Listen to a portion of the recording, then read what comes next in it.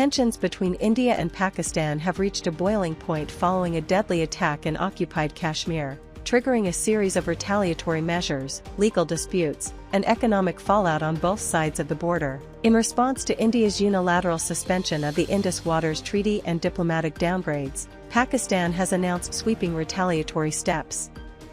Following a high-level National Security Committee meeting chaired by Prime Minister Shehbaz Sharif, Islamabad declared it would suspend all trade with India, shut the Wagah border, close its airspace to Indian carriers, and halt implementation of bilateral agreements, including the 1972 Simla Accord. Indian nationals in Pakistan under the SAARC visa exemption scheme must leave within 48 hours, with exceptions for Sikh pilgrims. Indian defense advisors in Islamabad have also been asked to leave by April 30th. Foreign Minister Ishaq Dar challenged India to present evidence of Pakistan's alleged involvement in the Pahalgam attack, which left 26 dead. He reiterated that Pakistan had no role in the incident and called on India to share proof with the world. और दूसरा मैंने गिनवा दिया कि हमने extra क्या आज फैसले किए हैं। तीसरा ये है कि जो आपने फरमाया कि क्या उनके इस कदम पे कोई है, उसके हवाले से तो कोई साइड नहीं ले रहा, क्योंकि जो सारी डिस्कशन है वो जो वाक़या हुआ है जम्मू एंड कश्मीर में इंडियन हेल्ड इलीगली ऑक्यूपाइड, उसके हवाले से सारी दुनिया ने बिल्कुल स्टेटमेंट दी हैं। वो हमारे बहुत ही करीबी दोस्तों ने भी दी हैं, चाइना ने भी दी है, तुर्की ने भी दी है, सब ने दी है, हमने भी दी है। वर्ड का जो है हमारी अपनी मर्जी है कि हम क्या चूज़ करें, क्योंकि ये हमने ये नहीं कहा, तो वो हमें शुक्रगुजार होना चाहिए कि ये तो फ्रीडम फाइटर्स भी हो सकते हैं, वी डोंट नो कि कौन है। तो हमने कोई किसी किस्म की बिल्कुल ऑनेस्टी के साथ स्टेटमेंट दी थी, लेकिन मैं समझता हूँ कि उन्होंने अपनी फेलियर को और अपनी सियासत को जो इंटरनल है और अपने ज़ाती अज़ाइम जो उनके अंदरूनी हैं उसका हवाला करते हुए एक दफ़ा फिर ये जो इनडायरेक्टली पाकिस्तान की तरफ ये मामले को उसकी तरफ इशारा करने की कोशिश की है। Defense Minister Khawaja Asif accused India of exporting terrorism to Pakistan and referenced the case of Indian spy Kulbhushan Jadhav.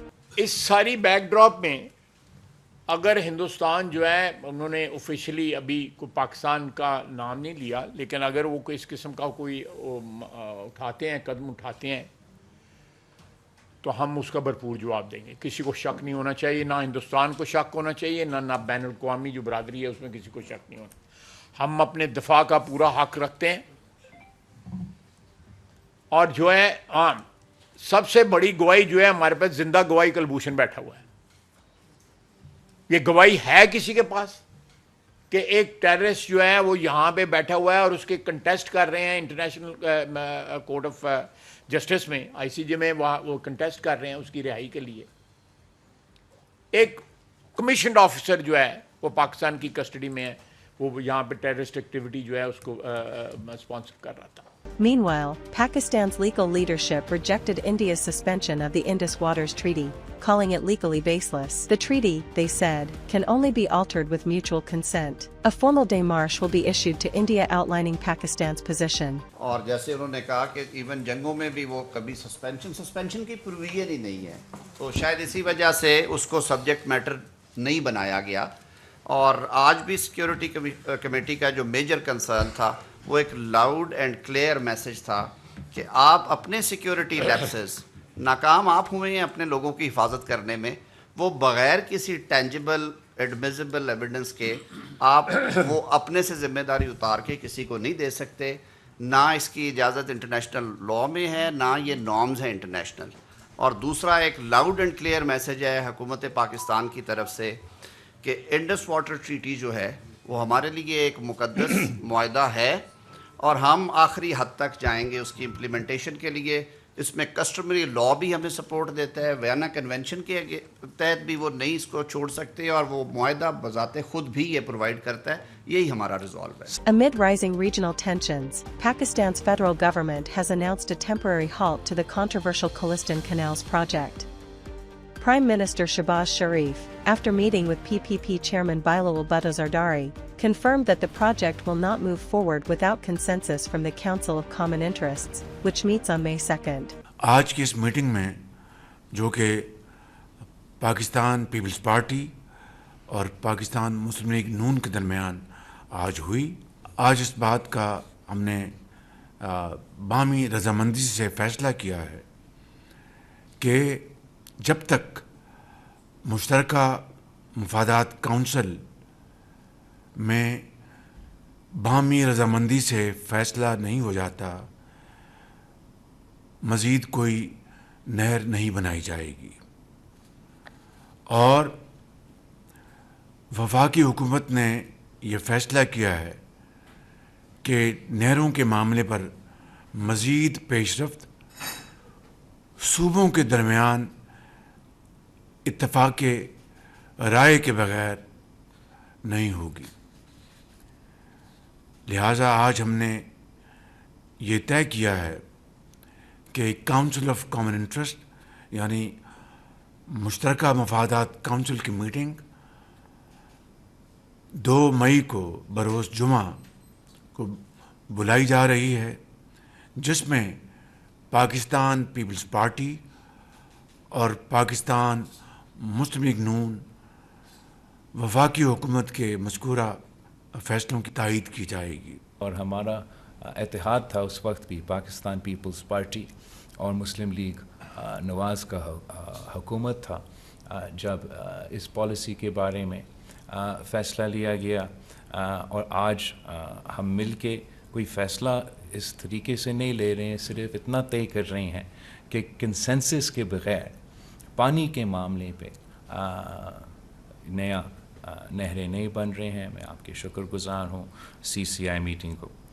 The decision follows months of protests and a unanimous resolution by the Sindh Assembly opposing the project. While the internal pause signals a responsive federal posture, it also comes as India's actions have sparked wider anxieties about water security and treaty stability. Geopolitical tensions have begun to rattle markets. The Pakistan Stock Exchange took a major hit, with the KSE 100 index plunging over 2,000 points in early trade on Thursday. Analysts attributed the drop to India's aggressive posture, concerns over the Indus Waters Treaty, and IMF's lower growth projections for Pakistan. The rupee also faces pressure, with Fitch forecasting a slide to 295 per dollar by next fiscal year. In India, markets are showing similar strain, with the rupee weakening and bond yields climbing.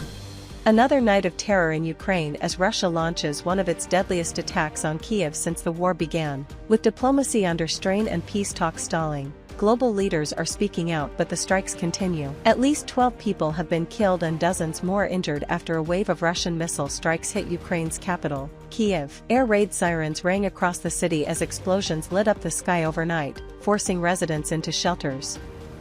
Emergency services say over 40 people were hospitalized, including 6 children.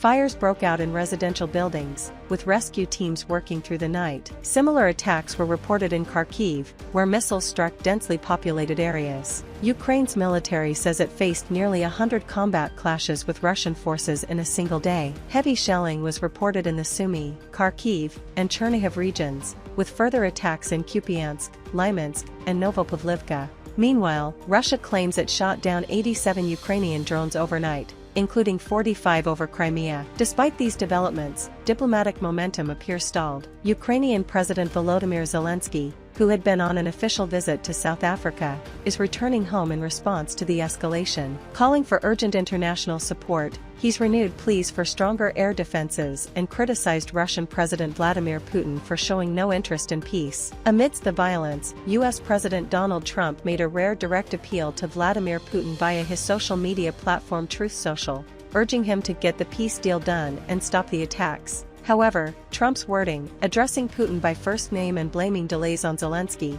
has raised concerns over perceived bias. Critics say the pressure has been disproportionately applied on Ukraine, not Russia. French President Emmanuel Macron has backed Zelensky's refusal to accept a ceasefire under bombardment. Speaking from Madagascar, he stated that peace talks are not viable while Kyiv is being bombed. Similarly, British Prime Minister Keir Starmer said the strikes are a reminder that Russia is the aggressor, and reiterated the UK's push for an unconditional truce. UK Foreign Minister David Lammy added that while Ukrainian officials were in London seeking peace, Moscow was targeting civilians. Tensions between the United States and China remain unresolved, as U.S. President Donald Trump continues to signal hopes of a trade deal, while Beijing shows no sign of moving first. Trump, speaking on Wednesday, said he expects the 145% tariff imposed on Chinese goods to come down substantially, but indicated that this would depend on China's next steps. To ask you, Mr. President, because you said you want to bring the tariffs on China down soon. How soon do you want to bring the tariffs on Chinese goods Well, that down? depends on them. We have a situation where we have a very, very great place. It's called the United States of America, and it's been ripped off for years and years. These people know it. We talked about it before you came in. We've been ripped off by every country in the world, practically, and friend and foe.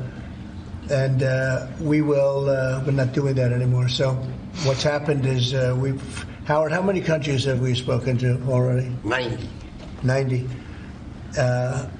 And they all want to make deals, and we're going to make deals, but they're going to be fair deals. They're not going to be rip-off deals. And Going to small businesses here in the U.S., is that why you're bringing it down? No, I haven't brought it down. I haven't brought it still 145. I haven't brought it down. I said it's a high tariff. It is a high tariff, but I haven't brought it down. It basically means China's not doing any business with us, essentially, because it's a very high number. So when you add that to the price of a product, a lot of those products aren't going to sell. But China's not doing any business. They were doing. However, experts say Beijing is unlikely to make any move without concessions from Washington. Analysts note that China does not want to appear to be yielding to U.S. pressure, especially as the standoff now encompasses broader issues beyond trade. While Trump claims negotiations are ongoing, China's Ministry of Commerce stated there are currently no formal talks underway. The ministry rejected Trump's comments, calling them groundless. 目前，中美之间未进行任何经贸谈判。任何关于中美经贸谈判进展的说法，都是捕风捉影，没有事实依据。 China has maintained consistent messaging, while Washington's statements have fluctuated. Beijing has also implemented countermeasures, including a 125% tariff on U.S. exports and restrictions on rare earth exports and film releases. Observers say Beijing could seek further leverage on issues such as tech export controls, investment restrictions, and Taiwan. But they also point out that Beijing is likely to avoid any escalation that could damage its own economy. Unlike Trump's preference for face-to-face negotiations, Chinese officials are expected to pursue preliminary talks before any potential meeting between President Xi Jinping and President Trump. Analysts suggest that for China, this is not just about trade but about shaping the broader future of U.S.-China relations. Beijing is expected to wait for Washington to reduce tariffs as a sign of goodwill before committing to high-level talks. Until then, the deadlock is likely to continue.